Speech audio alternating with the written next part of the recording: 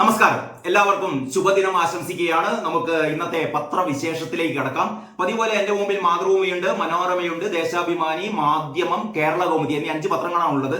ഒന്ന് ഓടിച്ചു നോക്കിയപ്പോൾ എനിക്ക് തോന്നുന്നു ഏറ്റവും നല്ല രീതിയിൽ ഇന്ന് വാർത്തകൾ വിന്യസിച്ചത് മാതൃഭൂമിയാണ്. നമുക്ക് മാതൃഭൂമിയുടെ ഒന്നാം പേജ്, മാതൃഭൂമിയുടെ വിശേഷങ്ങൾ ആദ്യം തന്നെ നോക്കാം. മാതൃഭൂമിയുടെ ഇന്നത്തെ ഒന്നാം പേജ്, മാതൃഭൂമിയുടെ മെയിൻ സ്റ്റോറി എന്ന് പറയുന്നത് 5 സൈനികർക്ക് വീരമൃത്യു എന്നുള്ളതാണ്. അതേപോലെ തന്നെ ഏതാണ്ട് മെയിൻ സ്റ്റോറിയുടെ അതേ പ്രാധാന്യത്തിൽ തന്നെയാണ് മറ്റൊരു മെയിൻ സ്റ്റോറിയോട് കൊടുത്തത്. ചോർന്നു എത്ര, നീറ്റ് പരീക്ഷയിലെ ചോദ്യപേപ്പർ ചോർന്നതുമായി ബന്ധപ്പെട്ട സ്റ്റോറിയാണ്.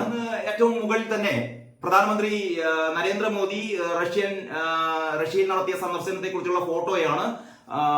റഷ്യൻ പ്രസിഡന്റിന്റെ ഔദ്യോഗിക വസതിയിൽ അത്താഴ വിരുന്നിനെത്തിയ പ്രധാനമന്ത്രി നരേന്ദ്രമോദി പ്രസിഡന്റ് വ്ളാദിമിർ പുടിൻ സ്വീകരിക്കുന്നു നരേന്ദ്രമോദിയെ എന്ന ആ പടമാണ് കൊടുത്തത്.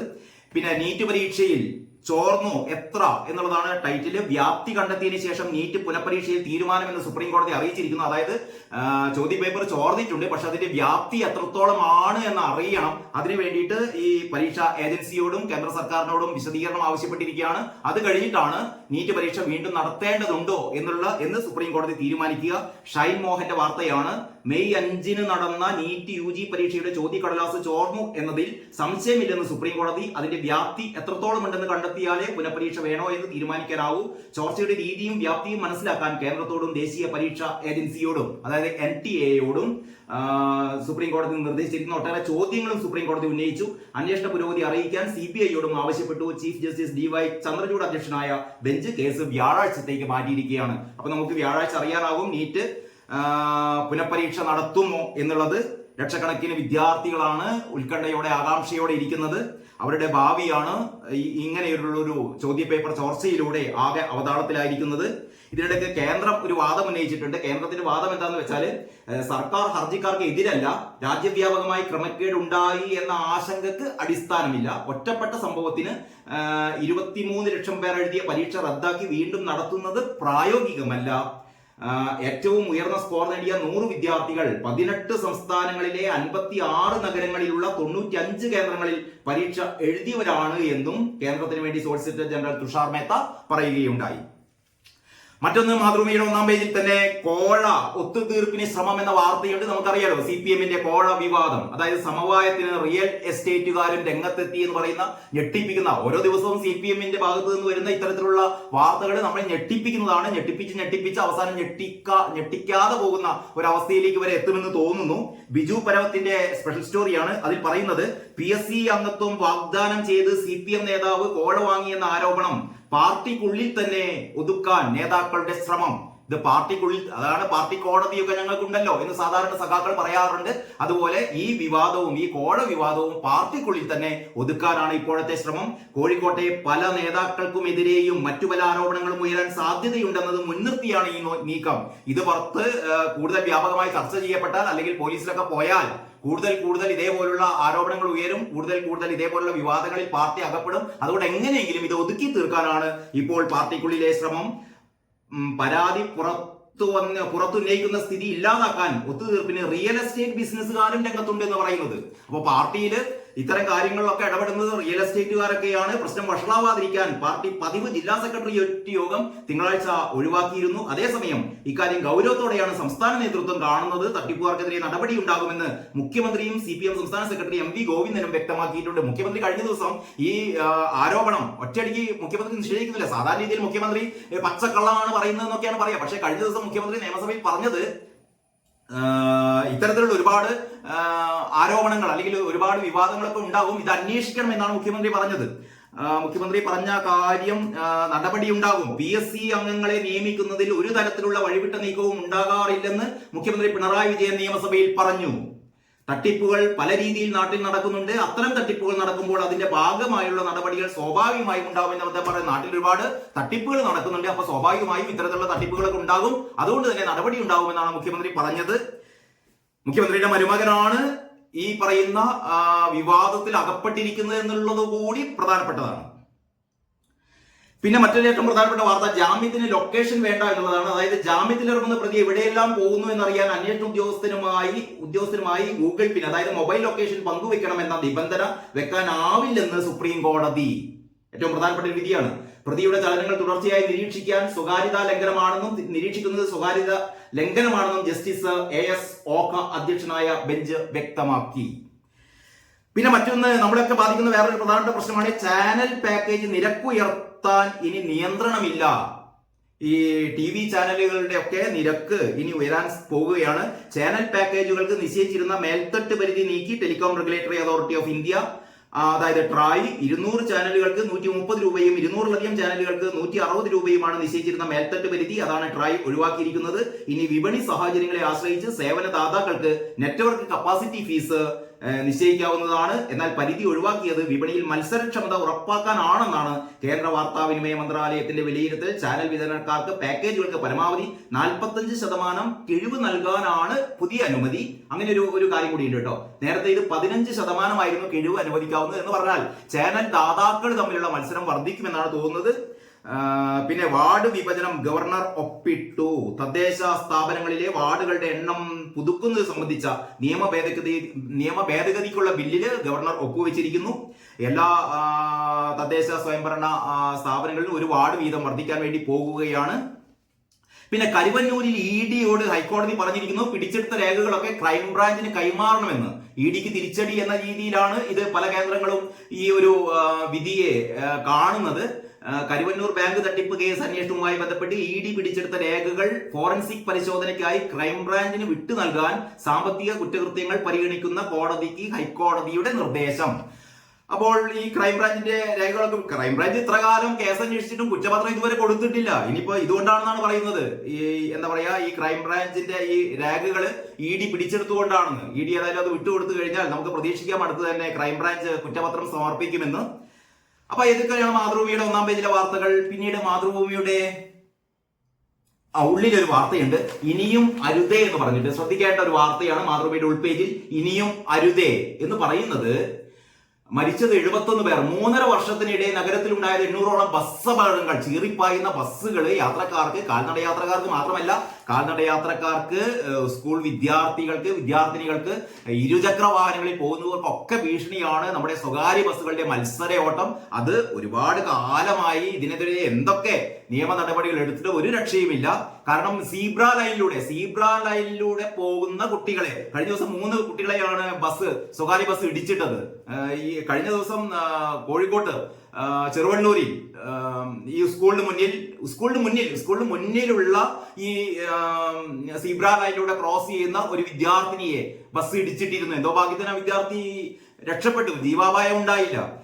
ഇതേപോലെ തന്നെയാണ് ഏതാനും വർഷങ്ങൾ മുമ്പ് കോഴിക്കോട് തന്നെയായിരുന്നു ഒരു അധ്യാപികയെ ഈ സീബ്ര ലൈനിൽ നിന്ന് ഒരു പോലീസ് ജീപ്പായിരുന്നു ഇടിച്ച് ആ അധ്യാപിക മരിച്ചും പോയി. അപ്പൊ ഈ സീബ്ര ലൈൻ എന്ന് പറയുന്നത് യാത്രക്കാരന്റെ അവകാശമാണ്. സീബ്ര ലൈനിന്റെ മുന്നിൽ ഒരു യാത്രക്കാരൻ നിന്നാൽ, യാത്രക്കാരൻ ക്രോസ് ചെയ്ത് പോയി കഴിഞ്ഞാലേ അപ്പുറത്തുനിന്നോ ഇപ്പുറത്തുനിന്നോ വരുന്ന വാഹനങ്ങൾ പോകാവൂ എന്നാണ് നിയമം. പക്ഷേ ഇവിടെ സീബ്ര ലൈനിലൂടെ യാത്രക്കാരൻ റോഡ് ക്രോസ് ചെയ്താലും യാത്രക്കാരനെ ഇടിച്ചു വീഴ്ത്തുന്ന വാഹനങ്ങൾ, അതിൽ ഏറ്റവും പ്രധാനം സ്വകാര്യ ബസ്സുകളാണ്. അതാണ് പറയുന്നത് ഇനിയും അരുതേ എന്നുള്ള രീതിയിലാണ് മാതൃഭൂമി വാർത്ത കൊടുത്തത്. എന്ത് സംഭവിക്കുന്നത് നമുക്ക് കാത്തിരുന്ന് കാണാം. ഹോട്ടലിലെ സാമ്പാറിൽ പ്ലാസ്റ്റിക് കവർ, അങ്ങനെ ഒരു വാർത്ത ലോക്കൽ പേജിൽ മാതൃഭൂമിയിൽ ഉണ്ട്. ഇന്നലെ സോഷ്യൽ മീഡിയയിലൊക്കെ അത് വ്യാപകമായിരുന്നു. പക്ഷെ ഇത്തരത്തിലുള്ള വാർത്ത കൊടുക്കുമ്പോഴൊന്നും ഹോട്ടലിന്റെ പേര് പറയാറില്ല കേട്ടോ. അപ്പൊ ഈ വാർത്തയിലും ഇല്ല. പുറമേരിയിൽ ഹോട്ടലിൽ സാമ്പാറിൽ നിന്ന് പ്ലാസ്റ്റിക് കവർ കിട്ടിയതായി പരാതി. പുറമേരിയിലെ ജനതാ ഹോട്ടലിൽ നിന്ന് ഭക്ഷണം കഴിച്ച കല്ലാച്ചി സ്വദേശിക്കാണ് സാമ്പാറിൽ നിന്ന് പ്ലാസ്റ്റിക് കവർ കിട്ടിയത്. ഇതിനെ തുടർന്ന് ആരോഗ്യ വിഭാഗത്തിന് പരാതി നൽകുകയുണ്ടായി എന്ന് പറയുന്ന വാർത്ത. പിന്നീട് ഉൾപേജിലെ വാർത്ത പാടിയും കളിച്ചും ലൈബ്രറിയിൽ ഏറ്റവും പ്രധാനപ്പെട്ട വാർത്തയാണ് കേട്ടോ മാതൃഭൂമിയുടെ ഈ ഉൾപേജിലുള്ളത്. അതായത് കോഴിക്കോടിന് സാഹിത്യ നഗര പദവി ലഭിച്ചു. കഴിഞ്ഞ ദിവസമാണ് കോഴിക്കോട് മേയറെ ഈ സാഹിത്യ നഗര പദവി സ്വീകരിച്ച്, അതിന്റെ ബഹുമതി സ്വീകരിച്ച് തിരിച്ചെത്തിയ നമ്മുടെ മേയർ ബീന ഫിലിപ്പിന് വളരെ ഉജ്ജ്വലമായ സ്വീകരണം ടൗൺ ഹാളിൽ നടന്നു. പക്ഷെ ഏറ്റവും പ്രധാനപ്പെട്ട ഒരു കാര്യം എന്ന് പറയുന്നത് ഇപ്പോഴും സ്കൂളുകളിൽ ലൈബ്രറിയന്മാരില്ല എന്നുള്ളതാണ്. ഹയർ സെക്കൻഡറി സ്കൂളുകളിൽ ഈ പറയുന്ന ലൈബ്രറിയന്മാരെ നിയമിക്കണമെന്ന് ഹൈക്കോടതി നേരത്തെ തന്നെ പലതവണ 2 തവണയിൽ കൂടുതൽ ഹൈക്കോടതി വിദ്യാഭ്യാസ വകുപ്പിനോട് ആവശ്യപ്പെട്ടതാണ്. ഹയർ സെക്കൻഡറി സ്കൂളുകളിൽ ലൈബ്രറിയന്മാർ വേണം. പക്ഷേ ഒരു സ്കൂളിലും ലൈബ്രറിയന്മാരെ നിയമിക്കുന്നില്ല. അതാണ് സ്ഥിതി. പാടിയും കളിച്ചും ലൈബ്രറി പീരീഡ്. മറ്റൊന്ന്, ഈ UP സ്കൂളുകളിലെ ലൈബ്രറിക്ക് വേണ്ടി, അതായത് വായിക്കാൻ വേണ്ടിയിട്ട് ഒരു പീരീഡ് ഉണ്ട്. പക്ഷേ ഈ വായനക്കുള്ള ഒരു പീരീഡില് എന്താ സംഭവിക്കുന്നതെന്ന് വെച്ചാൽ അതിനുള്ള അധ്യാപകരില്ലാത്തത് കൊണ്ട് കുട്ടികൾ ആ പീരീഡിൽ വായിക്കാനുള്ള പീരീഡിൽ കുട്ടികളെ കളിക്കാൻ വേണ്ടി വിടുകയാണ്. അതല്ലാത്തപ്പോൾ മഴയുള്ള സന്ദർഭങ്ങളൊക്കെ കുട്ടികൾ പാട്ട് പാടുന്നു, കുട്ടികളെ കൊണ്ട് പാട്ട് പാടിക്കുന്നു. അപ്പോൾ ഒരു സാഹിത്യ നഗര പദവി ലഭിച്ച കോഴിക്കോടിന്റെ ഒരു ദുരവസ്ഥയാണ് കേട്ടോ ഇത്. അപ്പൊ ഇക്കാര്യത്തിൽ ശിവൻകുട്ടി പ്രത്യേകമായി താല്പര്യം പ്രകടിപ്പിക്കണം. ഈ കുട്ടികൾക്ക് വായന ചെറിയ ക്ലാസ്സുകളിൽ നിന്നാണ് വായനയുടെ ശീലം കുട്ടികളിൽ ഉണ്ടാവേണ്ടത്. അപ്പൊ വായനക്ക് വേണ്ടിയിട്ട് ഒരു പിരീഡ് ഉണ്ടെങ്കിലും ആ പിരീഡ് എന്നെങ്കിലും കുട്ടികളെ വായിക്കാൻ വേണ്ടിയിട്ട് ഓരോ സ്കൂളുകളിലും ലൈബ്രറികളുണ്ട്, പുസ്തകങ്ങളുണ്ട്, പുസ്തകങ്ങൾ വാങ്ങാനുള്ള ഫണ്ടുണ്ട്, പുസ്തകങ്ങൾ വാങ്ങുന്നുണ്ട്. പക്ഷെ ഇതൊക്കെ ലൈബ്രറിയിൽ അടച്ചിട്ട അലമാരക്കുള്ളിൽ പുസ്തകങ്ങൾ വിശ്രമിക്കുകയാണ്. അതല്ല, പുസ്തകങ്ങൾ കുട്ടികൾക്ക് കിട്ടണം, കുട്ടികൾ വായിക്കണം. ഹയർ സെക്കൻഡറി സ്കൂളുകളിലൊക്കെ ഈ പറയുന്ന ലൈബ്രറിയന്മാരുടെ തസ്തികകൾ വേണം. ഇവിടെ പറയുന്നു ലൈബ്രറി സയൻസിൽ ബിരുദം നേടി ഒട്ടേറെ ഹൈക്കോടതി ഉത്തരവ് നടപ്പാക്കുന്നതും കാത്തിരിക്കുകയാണ് ഒരുപാട് തൊഴിലന്വേഷകർ. സ്കൂൾ ലൈബ്രറിയന്മാരുടെ പേര് പറഞ്ഞു തന്നെ കേരള യൂണിവേഴ്സിറ്റിയും ലൈബ്രറി കൗൺസിലും എല്ലാം ലൈബ്രറി സയൻസിന് കോഴ്സുകളും നടത്തുന്നുണ്ട്. സ്കൂളുകളിൽ ലൈബ്രറിയന്മാരെ നിയമിക്കണമെന്നും കുട്ടികളുടെ വായിക്കാനുള്ള അവകാശം നിഷേധിക്കപ്പെടരുത് എന്നും സംസ്ഥാന ബാലാവകാശ കമ്മീഷൻ 2022 ഉത്തരവിറക്കിയിരുന്നു. വായന ഇല്ലാത്തതാണ് പൊതുപരീക്ഷകളിൽ കേരളത്തിലെ കുട്ടികൾ പിന്നോട്ട് പോകാൻ കാരണമെന്നും CBSE, ICSI, കേന്ദ്രീയ വിദ്യാലയങ്ങൾ, നവോദയ എന്നിവിടങ്ങളിലെല്ലാം ലൈബ്രറിയൻ ഉണ്ടെന്നും സർക്കാർ എയ്ഡഡ് സ്കൂളുകളിൽ മാത്രമാണ് ഇല്ലാത്തത് എന്നും ഉത്തരവിൽ പറയുന്നു. അപ്പോൾ ഇത് ഏറ്റവും പ്രധാനപ്പെട്ട ഒരു പ്രശ്നമാണ്. സ്കൂളുകളിൽ ലൈബ്രറിയന്മാരില്ലാത്തത്, വിദ്യാർത്ഥികളുടെ വായനാശീലം കുറയുന്നത് എന്തുകൊണ്ടാണെന്നൊക്കെ ഇപ്പോൾ മനസ്സിലായല്ലോ. പിന്നീട് കരുവന്നൂർ അന്വേഷണത്തിന് 3 വർഷം കണ്ടെത്താനാകാതെ 111 വായ്പകൾ 100 കോടി രൂപ. ഇത്രയും വർഷമായിട്ടും കരുവന്നൂർ ബാങ്കിൽ നിന്ന് തട്ടിപ്പ് നടത്തിയ 111 വായ്പകളെ കുറിച്ച് ഒരു വിവരവും ഇതുവരെ കിട്ടിയിട്ടില്ല എന്നാണ് MB ബാബുവിന്റെ സ്പെഷ്യൽ സ്റ്റോറി ഉള്ളത്. അപ്പൊ ഇങ്ങനെയൊക്കെയാണ് മാതൃഭൂമിയുടെ ഉൾപേജിലെ വാർത്തകൾ. മറ്റൊന്നുകൂടിയുണ്ട്. തിരുത്തിയില്ലെങ്കിൽ വിനാശകരം എന്ന് പറയുന്ന MA ബേബി പച്ചക്കുതിര മാസികക്ക് കഴിഞ്ഞ ദിവസം ഒരു അഭിമുഖം നൽകിയിരുന്നു. അത് ഒരുപാട് വിവാദമായിരിക്കുകയാണ്. പിണറായി വിജയന് നേർക്ക് തന്നെയാണ് MA ബേബി അമ്പുകൾ പായിക്കുന്നത്. അതായത് തിരുത്തിയില്ലെങ്കിൽ വിനാശകരമായിരിക്കും സ്ഥിതി. പണ്ടൊക്കെ നമ്മുടെ പാർലമെന്റിൽ ഇത്തവണ നമുക്കറിയാലോ, ആകെ 4 CPM അംഗങ്ങളാണ് ഉള്ളത്. ബേബി പറയുന്നത് ഇങ്ങനെ പോയി കഴിഞ്ഞാൽ CPM നമ്മുടെ ഇടതുപക്ഷ പാർട്ടികളുടെ സ്ഥിതി വളരെ വളരെ ഗുരുതരമായ ഒരു അവസ്ഥയിലേക്കാണ് പോകുന്നത് എന്ന് പറയുന്നു. അതേ അവസരത്തിൽ തന്നെ മുഖ്യമന്ത്രിക്ക് സമാധാനിക്കാം. MA ബേബിയും G സുധാകരനും തോമസ് ഐസക്കും ഒക്കെ പടവാൾ എടുക്കുമെങ്കിലും പിണറായി വിജയനെ രക്ഷിക്കാൻ ഒരാളുണ്ട്. ആരാണെന്ന് അറിയാലോ?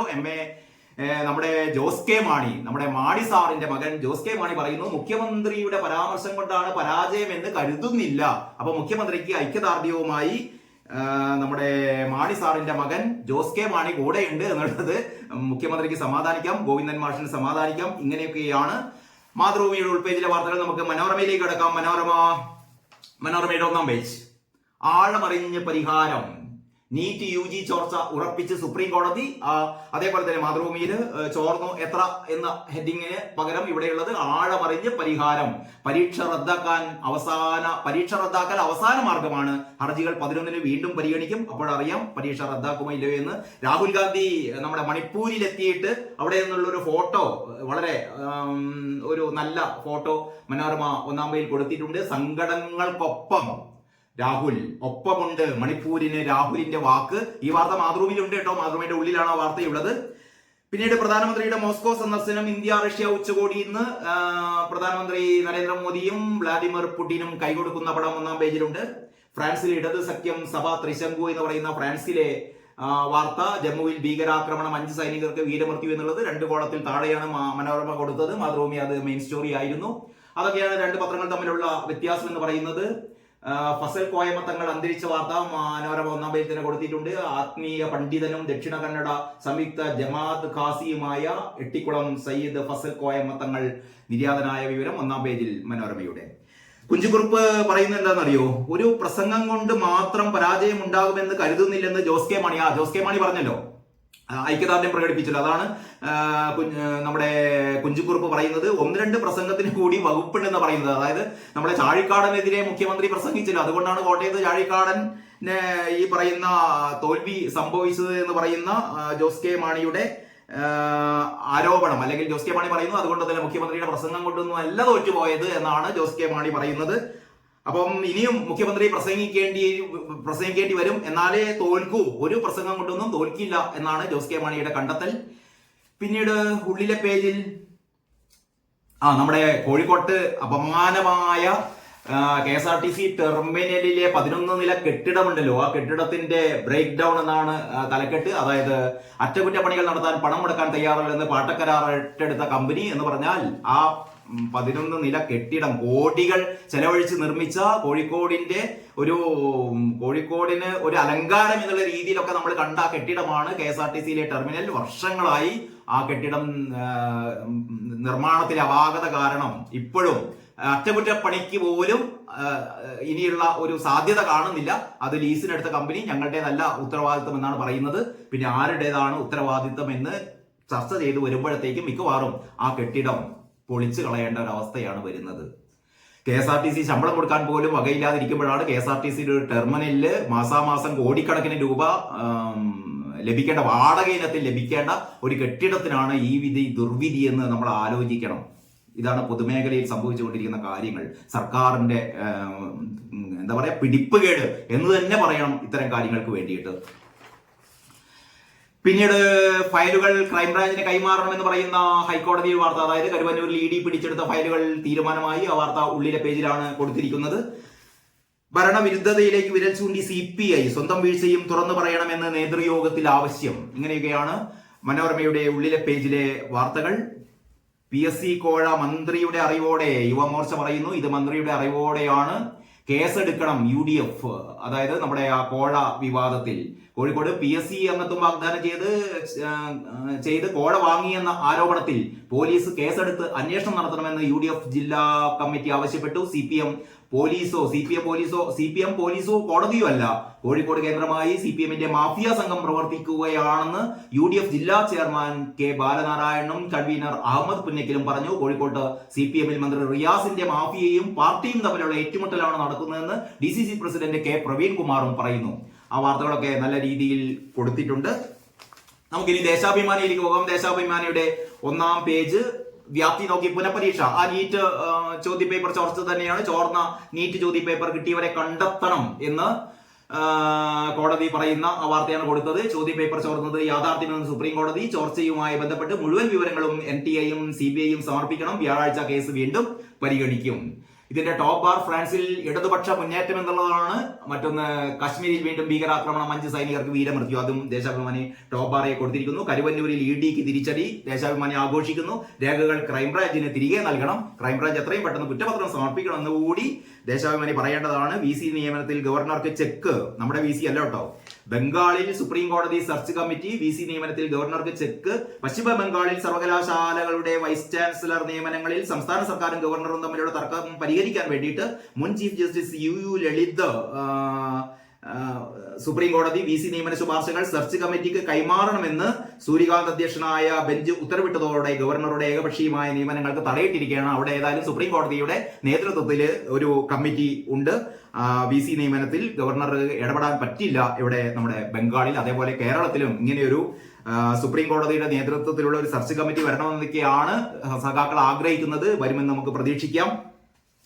ബീന ഫിലിപ്പിന് സ്വീകരണം കൊടുക്കുന്ന ഒരു ഫോട്ടോ താഴെ കൊടുത്തിട്ടുണ്ട്. ബീന ഫിലിപ്പിനൊപ്പം കോഴിക്കോട്ടെ പ്രമുഖ സാഹിത്യകാരന്മാരെ എന്തോ ഭാഗ്യത്തിന് UK കുമാരനെ ഒക്കെ ക്ഷണിച്ചിട്ടുണ്ട്. കഴിഞ്ഞ ദിവസം മനോരമ കൊടുത്ത ആ ഒരു 1-ാം പേജിലായിരുന്നു UK കുമാരനെയും നമ്മുടെ സുഭാഷ് ചന്ദ്രനെയും ഒക്കെ മാറ്റി നിർത്തിയിരുന്നത്. സുഭാഷ് ചന്ദ്രനും UK കുമാരനും ഒക്കെ ഉൾപ്പെടെയുള്ള ആൾക്കാർ മേയർ ബീന ഫിലിപ്പിനൊപ്പം ആദരവ് ഏറ്റുവാങ്ങാൻ വേണ്ടി വരുന്ന ചിത്രമാണ് കൊടുത്തിട്ടുള്ളത്. മേയറെ വരവേറ്റ് സാഹിത്യ നഗരം എന്ന് പറയുന്ന വാർത്ത ഉള്ളിൽ കൊടുത്തിട്ടുണ്ട്. സൈബർ പാർക്കിൽ പുതിയ കെട്ടിടം വരും. അങ്ങനെയൊക്കെയാണ്. കേരള ബാങ്കിന്റെ റേറ്റിംഗ് മാറ്റം വായ്പാ വിതരണത്തിന് തടസ്സമില്ല എന്നാണ് വാസവൻ സഖാവ് പറയുന്നത്. കേരള ബാങ്കിനെ ബിയിൽ നിന്ന് സിയിലേക്ക് മാറ്റിയല്ലോ, അതുകൊണ്ട് വായ്പാ വിതരണത്തിൽ വലിയ പ്രശ്നമൊന്നും ഉണ്ടാവില്ല എന്ന് പറഞ്ഞ് ഇരുട്ടുകൊണ്ട് ഓട്ടടയ്ക്കാണ് ഇപ്പോഴും. പിന്നെ മറ്റൊന്ന് നികുതി വസൂലാക്കൽ ബില്ലിന് അംഗീകാരം, ജപ്തി നടപടികൾ നിർത്തിവെപ്പിക്കാൻ സർക്കാരിന് അധികാരം തുടങ്ങിയ വാർത്തയും പിന്നിലെ പേജിലുണ്ട്. തൃപ്പൂണിത്തുറ ബാങ്ക് കേസ്, K ബാബുവിന് നോട്ടീസ് അയച്ചു സുപ്രീം കോടതി. അങ്ങനെയൊക്കെയാണ് പറയുന്നത്. നമുക്ക് കേരള കൗമുദിയിലേക്ക് കടക്കാം. കേരള കൗമുദിയുടെ 1-ാം പേജാണ്. കർക്കശ നിലപാടിൽ സുപ്രീം കോടതി, ചോർച്ച വ്യാപകമെങ്കിൽ നീറ്റ് പുനഃപരീക്ഷ എന്ന് പറയുന്ന അതേ വാർത്ത തന്നെയാണ് കേരള കൗമുദിയുടെയും 1-ാം പേജിലുള്ളത്. മേലെ നമ്മുടെ പ്രധാനമന്ത്രിയും പുടിനും കൈകൊടുക്കുന്ന ചിത്രം. PSC കോഴ നടന്നെങ്കിൽ നടപടി ഉണ്ടാവുമെന്ന് മുഖ്യമന്ത്രി പറയുന്നു.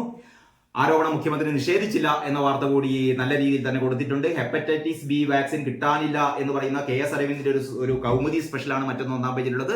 ജമ്മുവിൽ ഭീകരാക്രമണം, 5 സൈനികർക്ക് വീരമൃത്യു. ഏതാണ്ട് എല്ലാ പത്രങ്ങളും ഇതേപോലുള്ള വാർത്തകളാണ് ഒന്നാം പേജിൽ തന്നെ കൊടുത്തത്. നമുക്ക് മാധ്യമത്തിലേക്ക് കടക്കാം.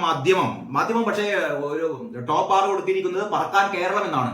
എയർ കേരളയ്ക്ക് കേന്ദ്രാനുമതി എന്ന് പറയുന്ന വാർത്ത ടോപ്പിൽ കൊടുത്തിട്ടുണ്ട്. 5 സൈനികർക്ക് വീരമൃത്യു എന്ന് പറയുന്ന വാർത്തയുമുണ്ട്. നീറ്റിൽ സുപ്രീം കോടതി ചോർച്ച നിഷേധിക്കേണ്ട ആ വാർത്ത മാധ്യമവും മെയിൻ സ്റ്റോറി ആക്കിയിരിക്കുന്നു. CPM നേതാവിനെതിരെ കടുത്ത നടപടി ഉണ്ടായിരിക്കുമെന്ന് പറയുന്ന വാർത്തയാണ് മാധ്യമത്തിന്റെ ബോട്ടം ബാറായിട്ട് കൊടുത്തത്. PSC അംഗമാകാൻ കോട, CPM നേതാവിനെതിരെ കടുത്ത നടപടി ഉണ്ടാകും. ഇന്ന് ചേരുന്ന ജില്ലാ സെക്രട്ടേറിയറ്റ് യോഗം വിവാദം ചർച്ച ചെയ്ത് ഏരിയ കമ്മിറ്റി അംഗം പ്രമോദ് കോട്ടൂളിക്കെതിരെ നടപടി സ്വീകരിച്ചേക്കും. അപ്പൊ ഏതാണ്ട് പ്രമോദ് കോട്ടൂളിക്കെതിരെ നടപടി എടുത്തുകൊണ്ട് ഈ വിവാദം അവസാനിപ്പിക്കാനാണ് CPM ശ്രമിക്കുന്നത് എന്ന് തന്നെയാണ് നമുക്ക് മനസ്സിലാകുന്നത്.